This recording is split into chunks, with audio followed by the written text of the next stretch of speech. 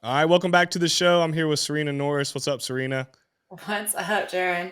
I am stoked to have Serena on. Serena has been working with the Finance Cowboy business and our team to try to turn our chaos into organization. And so I was like, you got to come on the podcast and tell your story and promote yourself because there's a lot of people who could use what you teach. So I am stoked to have you on today. Awesome. Thanks for having me. So you got into real estate, what, 2015? Is that right? Yeah, it's going to be 9 years this April.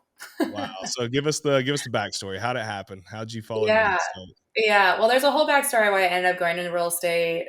I'll tell you the short story with that. I grew up here in Western Washington, outside Seattle, and then moved down to LA for college. Went to college, did that for a few years. My background, graphic design, branding, marketing. And then I decided I wanted to work for myself, but I didn't want to just do freelance graphic design. I wanted to figure out how to leverage more than just my time for money. And so kind of out to Hawaii for a little bit, like for a year and a half, trying to figure it out and have fun. I was in my early 20s still. And then I read a few books. I had a friend that kind of put house hacking into my mind, and I read Rich Dad Poor Dad. And I remember I was just sitting in a laundromat. I lived in Waikiki in like a 155 square foot apartment. And I just was Jeez. looking, yeah, it was so small. But it was 2 blocks from the beach. So Okay, really we can nice. we can deal with that. Exactly. Yeah, I didn't even have a kitchen. It was like a fridge, and then eventually my dad like brought me a microwave. So, anyways, it was crazy, but it was so fun. I was reading Rich Dad Poor Dad in the laundromat, and I just remember going, "Oh my gosh, real estate makes so much sense for me." Like, not only was my dad a general contractor, but also my grandpa, my other grandpa, and then my another family member was an architect, and so I was just in and out of remodels by the time I could walk, and would constantly talking about like floor plans with them and how to renovate spaces. And I just had an obsession for houses at a young age. And then I kind of put two and two together. I was like, I can work for myself. Like, I'm going to flip houses, eventually acquire and hold them to be able to get passive income, kind of like everyone's dream if they want to start with the single family avenue first. But at that point, I didn't know anyone in real estate or construction that was still in Western Washington, and I was planning on moving back home because I was a bit homesick. And so I just decided to get my broker's license online, and I was going to move home and kind of take it from there because I had no idea where to go. And 2 days later is where I met my mentor, Tarl Yarber, and was pretty much like, I'm going to work for you. Like, when can we meet next week? I'll do whatever. Like, I just want to learn. And so I just started like hourly with him, just, picking up. At that point, he was boots on the ground investor for other out of state investors, but also acquiring stuff himself. And he had like 25 flips going on at a time. And it was Jeez. just him managing and barely any systems. So that was crazy. Like, kind of just went headfirst into that. And we just worked really well together. And eventually I learned like so much about construction to the point, I was managing all of the construction myself and helping him with underwriting and pretty much saying yes or no to deals. And then also I had my license. And so I'd also do disposition on the side Jeez. So it's too. just y'all two, and y'all are all just like both just got all this going on, Oh analyzing yeah. the deals, managing construction, brokering the deals. Yeah, in the beginning, it was like it was easier managing that because the market hadn't taken off so crazy yet. Mm. So he could pretty much pair like a general contractor with the broker at the time. I didn't start off as his brokers. A lot of times brokers would bring him deals so then they'd get the list back. Yeah. And I was still kind of a novice broker. So I was also doing like residential resale clients on the side just to gain experience before going and listing all of our properties. And so he'd kind of pair them up, and then he just had to manage the construction piece with the contractor and quality control. And that worked. But as the market got busier and busier and more competitive, and construction prices kept going up, contractors got work easier. Um, we ended up having to manage like all of the construction.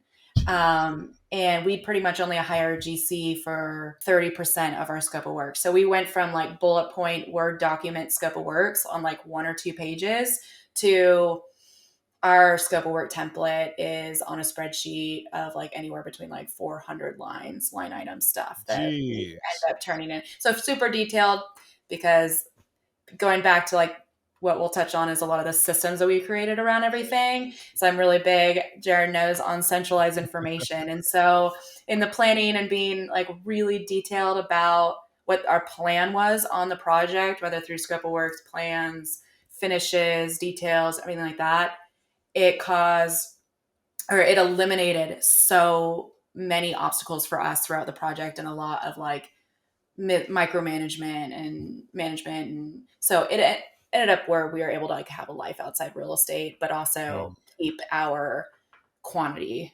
of projects at a time You guys were consistent. crushing it. I had Tarl on the show, I don't know, a couple weeks ago, and he was essentially telling me, more in depth about the deals than what you just said, but like, how you guys just went and crushed it. But he went to the deal detail, and it was like, bro, y'all had so many deals going on. It was ridiculous. And I mean, kudos to y'all for like doing it. I mean, that is so hard to do. And he's a great guy. Yeah. They invited me to speak at an event in Denver in May. I'm super excited, get to meet a lot of Yeah. folks. So I had a blast with Tarl. So shout out to Tarl.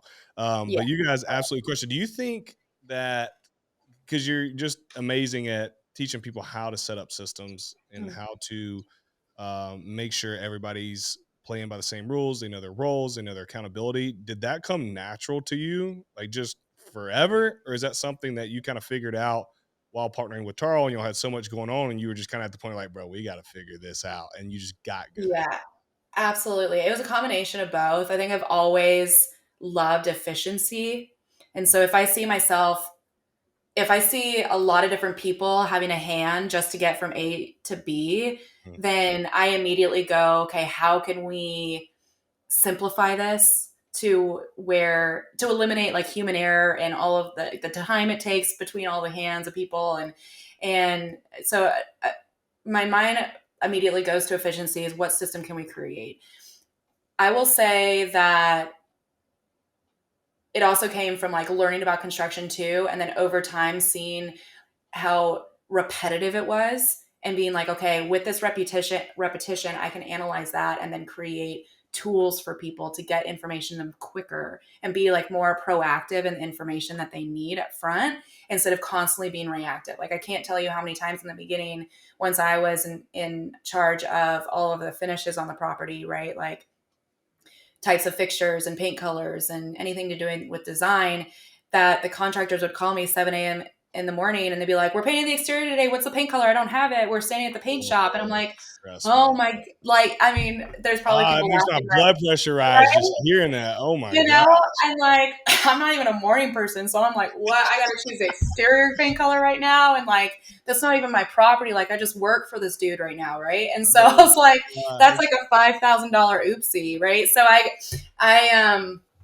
I realized ahead of time that, it wasn't just going, hey, the week before we get the stuff. It's like at the beginning of the project, we get that stuff, because I don't know about where y'all are for weather, but when they get a sunny day, when we're flipping in the fall, winter, or spring, and they just like decide last minute they want to paint, they want to paint. And I was like, get them all of that information ahead of time, and they enjoy that too. But to answer that question, I really started creating the systems within our business when I found like a lot of time wasted in trying to get from information around to people, Mhm. and also doing the same thing over and over and over again. It just infuriates me naturally. So I was like, what tools can I create and to be able to eliminate that time waster, or just so, and I'll give you an example of like the first system we ever created that was like we used it from the beginning all the way to the end. And that was just, it was so simple, but the best systems are simple. And it was, we created a sheet with all of the addresses and the lockbox codes, and we had it accessible to both Tarl and I online. We could go access that anytime. Back then it was like a uh, Excel sheet, like filed in Dropbox, because this was before like Google Sheet, like cloud Yeah. workspaces, right? And so, but at any given time, if the lockbox code changed, then we put it on that sheet, and then we both could access it any time. Because Because when I first started, I was writing the lockbox codes like in a journal, or I'd have to like scroll back through text to reference that. Like, how Oh, inefficient is that, right?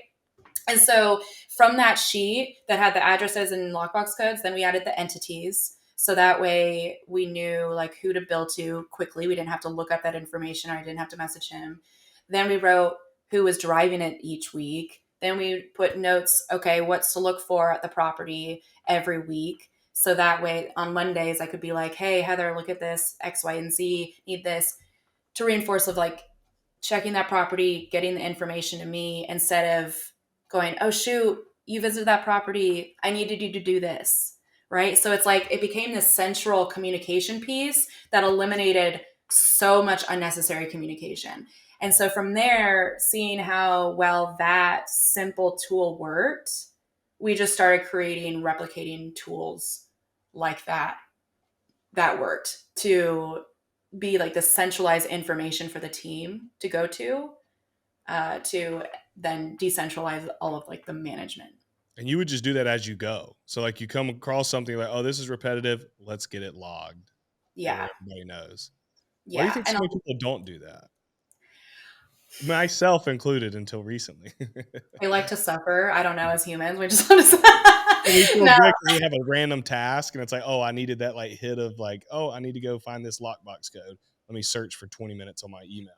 It's like, why? Right, exactly. I think anything like a muscle, right, is learn. And so it's training your brain to go, if there's information that you have to collect, it needs to go to a centralized place. You need to start organizing that information right away.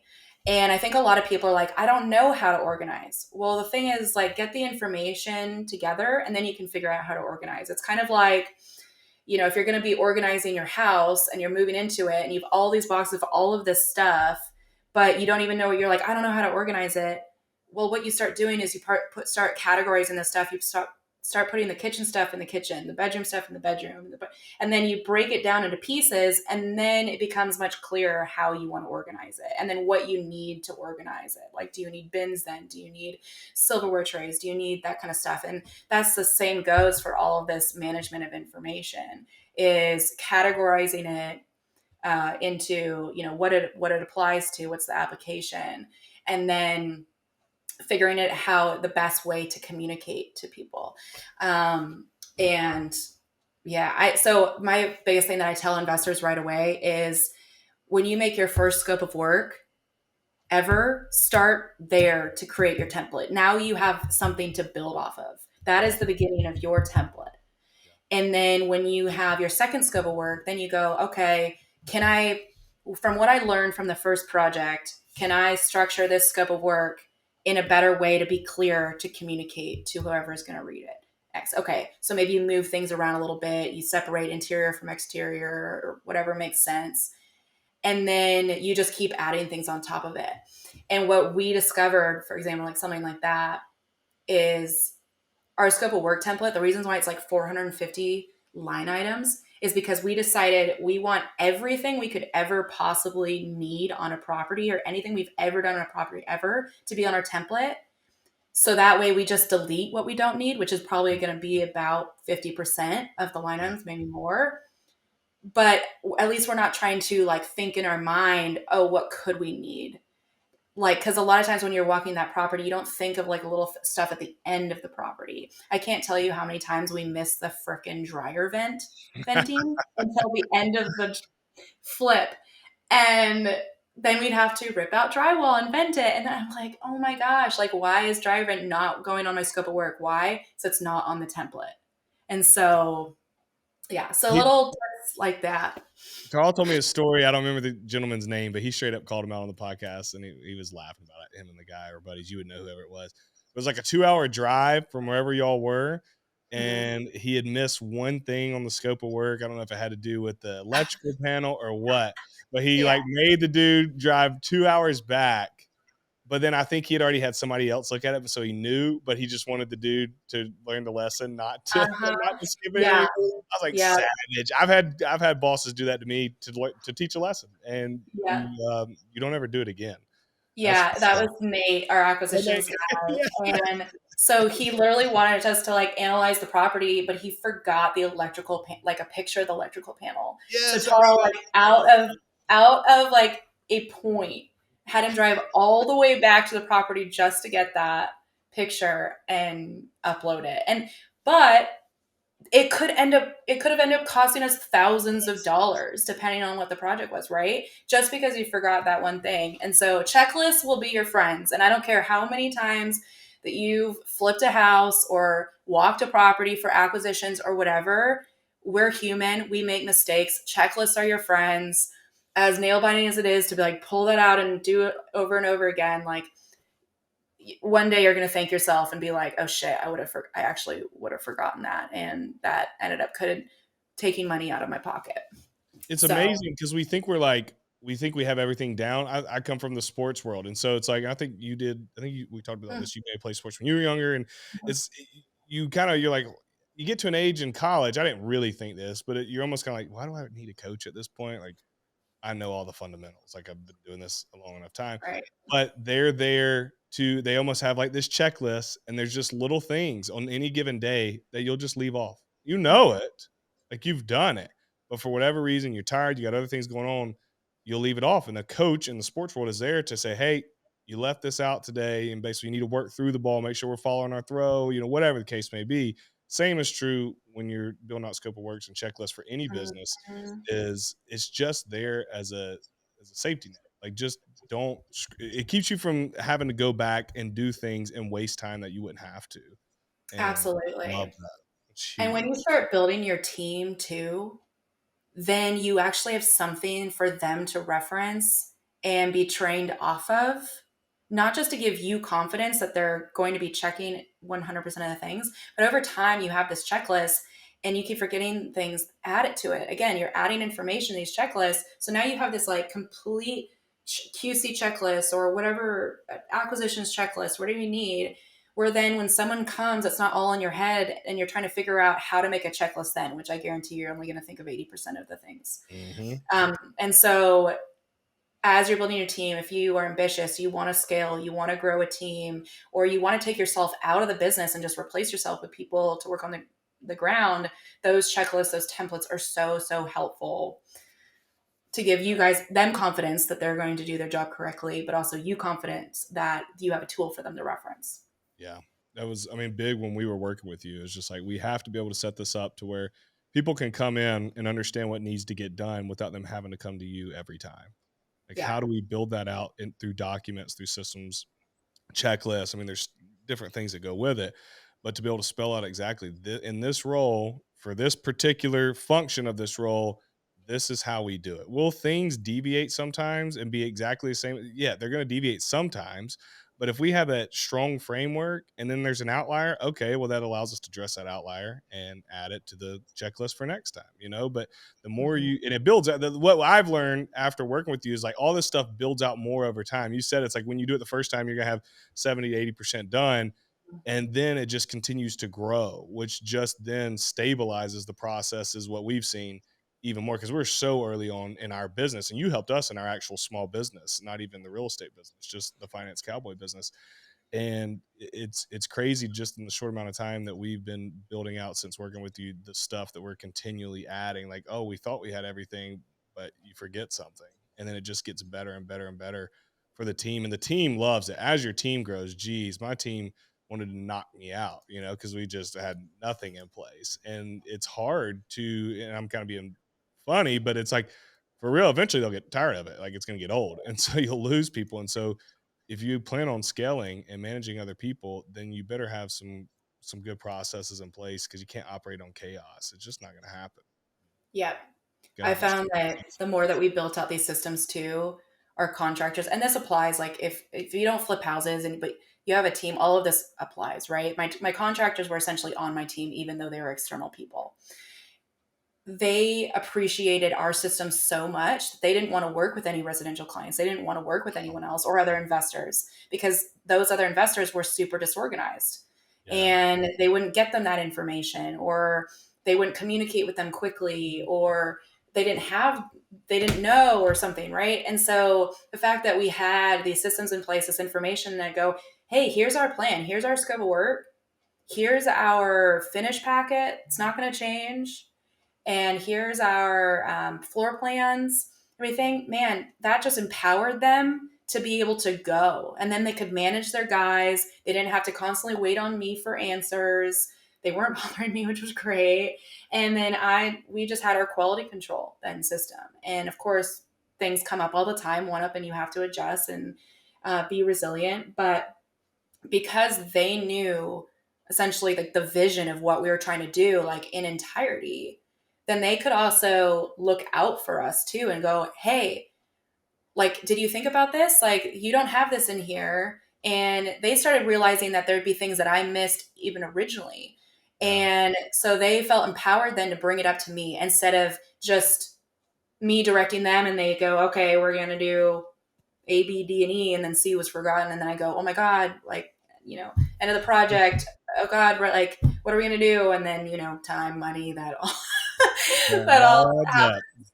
So just as a team, it's like, Jared and you and I worked a lot on, let's create that vision for that team, and not just high level, but also like, what does each department, and working with them to complete this is like, what does each department need to do, and how that relates to the bigger picture. And so that way they were able to like fully digest it, like, see it, breathe it, and understand it, so then they can feel empowered themselves to start making decisions themselves, or going out and be proactive about certain things, or building certain things.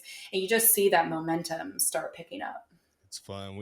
Serena had her word cut out for with us. I mean, we were ground floor, just basic, nothing in place. But it No, was. that's not I'll, true. You I'll got tell you a what. great team. I think one of the hardest things for people, this sounds insane, but when they start getting systems in place, like, somebody who's been really involved with their business, but then all of a sudden, like, stuff starts to decentralize a little bit because there's centralized information and you have good people in place and they know the vision, they start understanding their role, is like as the visionary aren't having to put out fires all the time. And so you go from like living this life full of, I don't know, call it cortisol or stress, and you're getting that ping nonstop. I need this, I need that, I need that. To like, if you do it right, I don't think you should have that all the time. You should have some time to think and be a visionary. Then you start like, you have to like work through that. You're like, what am I doing? Like, what am I doing here? Like, what is the best use of my time now? Don't go stir stuff up in the business. But it's like, Oh, you you're guys not love as to like, stir yes, stuff stay up. away, stay away. But it's like, you have a little more time, and it's like, okay, this is great, which then you can use to do things you've always wanted to do, or maybe you got other projects, or you read, or you creating more vision. But it is interesting.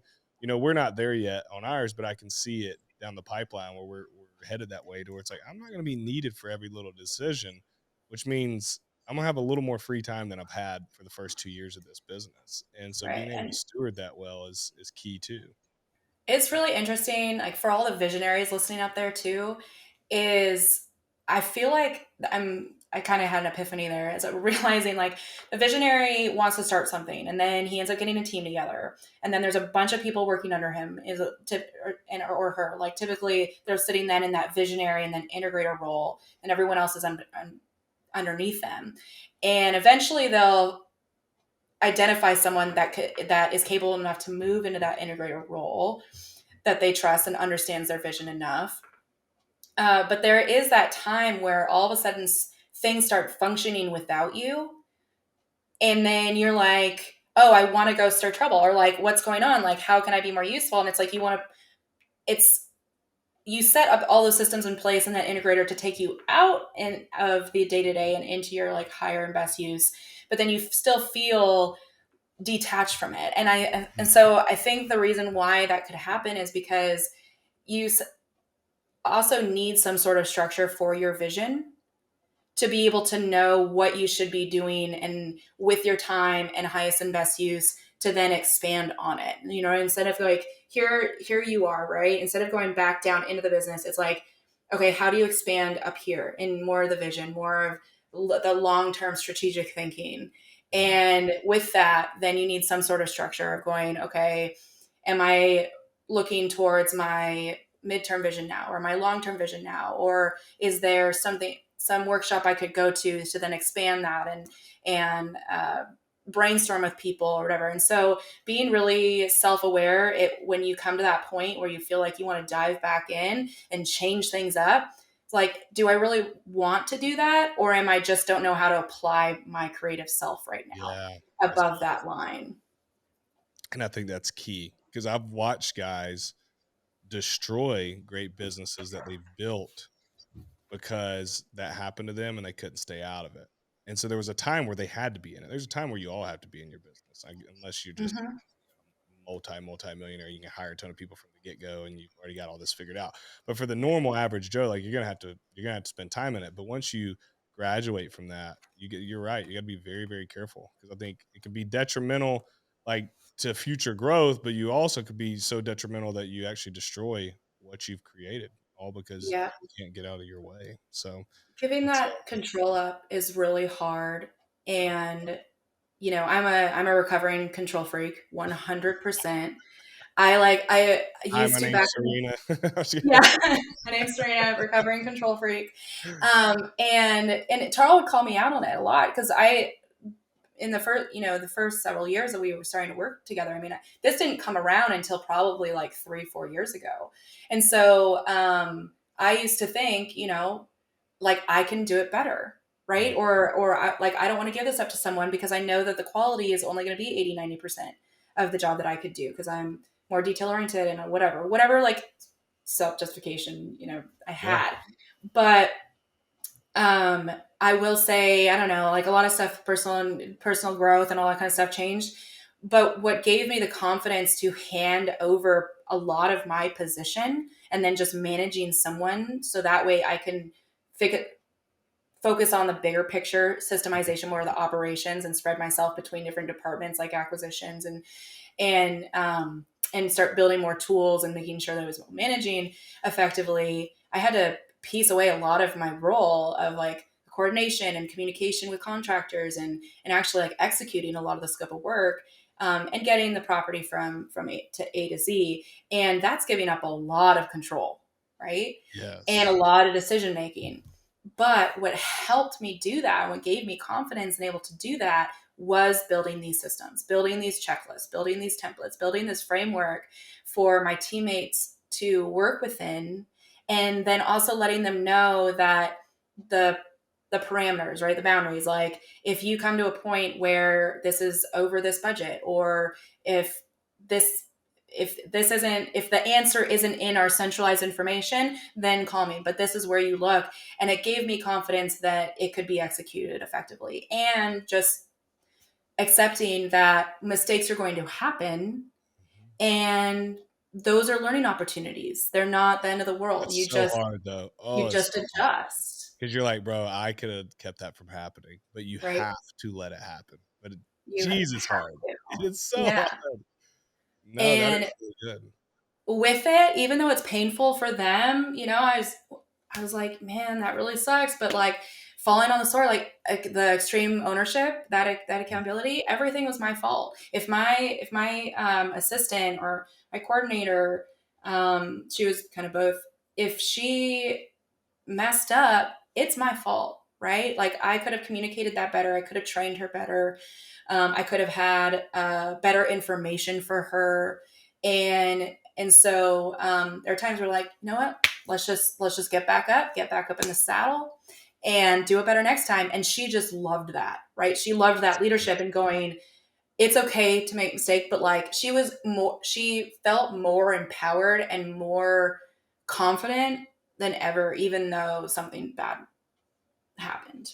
Right. So You learn so much from failure. There's a story, and they say it's true. I don't know if it's true or not. My dad says it's true, and he's a pastor, so I'm going to believe him.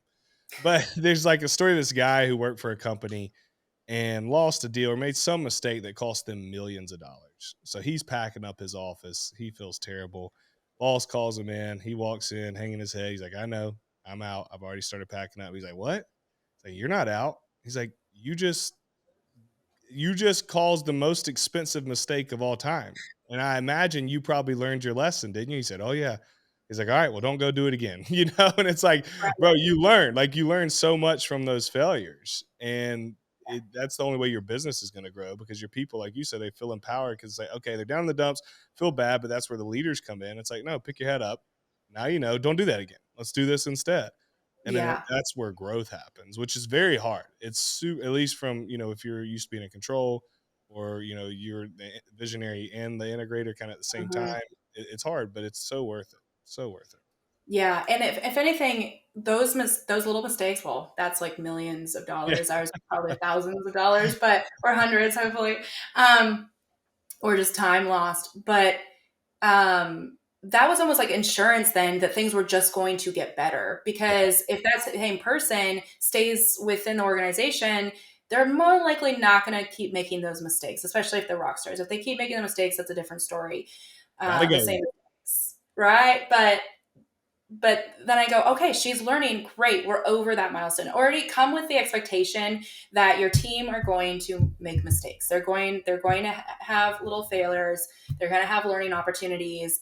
And what I would do on top of that is go, hey, obviously the system failed somewhere because we didn't have fail safe, or a safety net. How would you change either the information or the system or the process in order so that didn't happen again? And I'd give her the ability to contribute, or like, and have some sort of contribution to that. And so then she felt more empowered, like it was part of hers, like ownership of it, and how she could better work within there too. And then it just from there grew both of us confidence in moving That's forward. that is really, really cool. So I'm gonna switch gears really quickly. And so we don't have to get super in the weeds here, because you could probably talk for days on this. But I do want to get like a little bit granular of talking specifically to real estate investors. So like, okay, Serena's crushing it. She's got systems for managing projects. Give me some tips for that.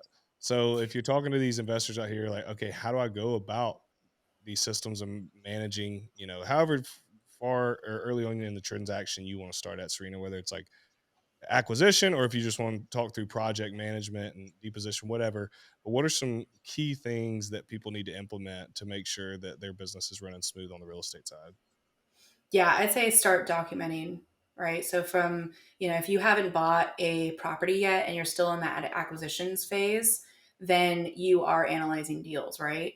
And so as you're analyzing the deals, think about that process, what you're collecting. Are you collecting the property details, the public records? Are you collecting like a title report? Are you collecting photos? Are you collecting whatever? You are already creating a system, right? Mm. From day one.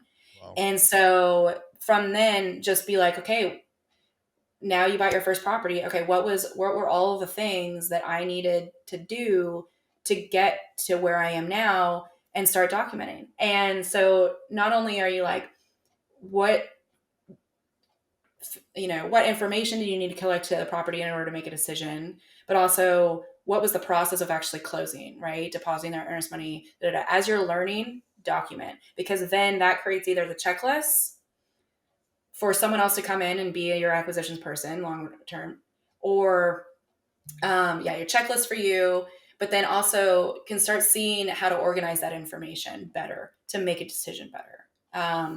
Filing system, whatever. So I would say from day one, you're already on this process, and that we cannot get better unless we analyze, right? And so even after your first project, going back and analyzing, okay, where in that process was just like an absolute, Mhm. sorry, like shit show, right? Like, what was an absolute shit show? Okay, let's think about that for a second. Like, maybe how could I have done it better? I would say one of the biggest mistakes we made is in the beginning of us as a team is once we were done with a project, we like never wanted to talk about it or think about it again. It became like Voldemort, right? Oh, But no. what yeah, like no, like never, like yes, we never get to go back. Like it was like the best day ever, and and we don't want to talk about it. We have now 20 other projects to focus on. Why would we even talk about that? It's taking up space. But what we realized was that some of the mistakes we just kept making over and over again, Mm. It's and like game so film. Go watch the game film after the game. How do you get better? exactly, yeah, and so what we started doing was having like analysis meetings afterwards. and going, okay, let's analyze, hey, getting the team together and collaborating, like, could I, what point of your process was difficult? Can I help you in a different way, get more information to you so that way it's easier? Like, and so then we started then refining our processes. So even if you are like beginning investor, you just had your first project, you're done with that, instead of going, on to the next, that was a shit show, and just like writing it off as that was my first one, whatever, there is so much to learn from that project. And so start documenting your processes, and then also I'd break it down into different stages. So we had the acquisition stage, then we had the planning process stage, then we had like our actual rehab stage, which I even broke down more to like, initial services and trash out and demo, um, and then to rough in, and then like post drywall and finishing out, and then to listing too, right? So like there's these different stages of the project from pre-acquisition all the way to disposition and post-disposition. If you break those up into separate categories, then you're categorizing them, right? And then what did I say before? It's easier then to organize them. It's easier to then analyze them, break them down. And so when we started analyzing our projects at the end, what we realized is that because our acquisition was, and the handoff from acquisition to um, remodeling was so far in the past, probably 5-6 months at that point, because we used to do like full gut down the studs remodels. Those systems and those processes got looked at, analyzed the least. And so we got really good at like the finishes, getting it listed, everything that was fresh in the mind. But we started not, we still, the handoff, we kept dropping the baton, little things, but like, they still take time. They still, Right. might cost some money here and there. And so what we did is we started breaking the rehabs down into different, the whole acquisition disposition, or pre-acquisition to post-disposition, in different chunks, and then analyzing them as we went instead. And so, like I said, even if you're a newer investor, just start today with that framework. And even if it's your first or second, those properties will teach you so much. Everyone likes to manage things differently. That's also like when I work with clients that are flippers and they want to systemize their construction management, and they're like, just give me your templates and give me your checklist and give me all of the thing. I'm like, hold on, I can give you a bit, but everyone manages the projects differently, right? And so how you're going to manage it might be different from someone else. And so there's no like right or wrong way to do a lot of that management too. And systemizing, again, it's like what's going to work for you and your team, because the system's no use unless it's used. Yeah, it's like, what are you doing? What works? Write it down and keep Mm-hmm. adding to You it. just like simplify everything I have to say. Like I just talk in circles. No, no, you're doing great. You're doing fantastic. I love this. I'm over here. I'm literally writing notes for myself. I'm getting a free session out of you right here. Is what I'm doing. This was my game plan. Yeah. No, this is fantastic. No, a lot of people struggle with this. I mean, most people are not good at it. It's very, very, very, very hard. And so there's a ton of things everybody's going to take away. And one of the big things for me that's so hard is actually writing the stuff down. I don't know, that just drains me. It's such a like elementary, Yeah. childish thing to say. It's like, get over it. And I have to get over it. Oh my God, to sit down and write the stuff out. I'm like, who Mhm. wants to do that? Oh gosh. Honestly, like, okay, I will put here that I'm a very like action oriented. I want to go out and do things. I want to go, go, go. I do not want to look behind, right? Like I'm very like innovative and creative. I'm actually like more visionary, I feel like, than integrator. I don't know, I have this integrator piece too, but I created a lot of this because I was sitting in pain, Mm. like with it, right? And I'm like, and it was just, I was working 6.5 days a week, like 14-hour days. And I'm like, there has to be a better way to do this. Like, I want my freedom back. Like, and so, I want to go actually do something with my life with this. Like real estate as a vehicle, right? As a tool, like, Yes. no, it's freaking Be a working me. slave to it. I'm a slave to it. And and in a combination of just seeing how it could be more efficient. And so I really created that. I joke sometimes, like I created that for survival because I would have quit, like, Oh, yeah. um, Well, they say I truly yeah. believe people don't fail, they quit. And I Hmm. think when I think, that's like a big buzzword. It gets likes on and engagement on social media. But if you Hmm. like really think of it, it's like, why are they quitting? I think they quit. Well, no, they may just have a terrible business idea. Okay, that could be number one. But number two, I think more people quit is because they get overwhelmed because they never do exactly what you teach, Right. and they can't handle it anymore, and they Yeah. buckle, crumble. Yeah. Like okay. Trying to figure out how to like word this in my mind because I'm not a lazy person. Like I definitely like love to grind. Love to, I'm ambitious and I love that momentum and traction. But when it comes to like routines, doing something over and over and over again the same, when it comes to just disorganization or whatever, like I am lazy. Like I am super lazy. Like I will figure out how to get to A and B like the most efficient way possible.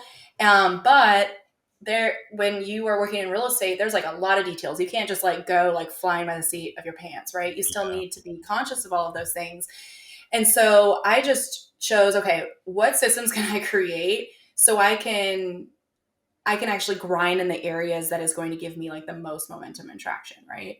And so I'm very picky about what I want to grind on. yeah. And so, but being lazy and not wanting to like do something over and over again, like actually made me better at systems. So That's like, amazing. if you find yourself like just working to work, okay, but you have probably friends and family and other aspirations that you are ignoring, like maybe figure out why you just want to work, right? Like what are Yeah. you running away from? And Mm. so because you're not creating space for yourself to grow or actually contribute to other important places in your life. And so I just stopped wanting to work, right? So I just became, I think being intrinsically lazy in this business actually makes you more in the long run. Like I've known some of the laziest people be like the most successful Crush people it. in And business. don't let Like her fool y'all. absolutely She's accomplished most than anybody listening to this. So, but I get what you're saying. I 100%. yeah, I am trying. Yeah, dude, I mean, yeah, it's there. We want to get into these things, I think, for freedom and to be able to do what we want. And then we get so bogged down and can never like actually keep having what we want while also experiencing the freedom at the same time. And that comes through exactly what you teach. And it's like, you can either choose to do it or you can choose to live in chaos the rest of your life. So, yeah, well, I really appreciate you being on, Serena. You have helped our business so much. She did not ask me for this plug, but I mean, she seriously, I mean, that she's absolutely helped us. I've told a ton of people about her. And so if anybody's listening to this, you got a small business or your real estate business, and you feel you've heard us talk, so you know what we're talking about. Like you just feel overwhelmed. There's a lot of chaos going on. You don't have those systems in place. You're like, bro, I need somebody to come in and just organize my life a little bit. Serena's fantastic. So Serena, where can they get a hold of you at if they just want to like check out your information or if they want to get in contact with you as well? yeah, definitely my Instagram, and then from there you can also book like a 30-minute call with me, see if I can help you in any way. So my Instagram is at serena.claire, serena.claire. And then you can also feel free to send me an email, scalewithserena@gmail.com. Awesome. And we'll have both of those links in the show notes so you guys can go down and check it out. Serena, thank you so much for being on. Great seeing you again. Thank you for everything you've done for us and keep up the good work. Thanks. It's good to see you, Jaren.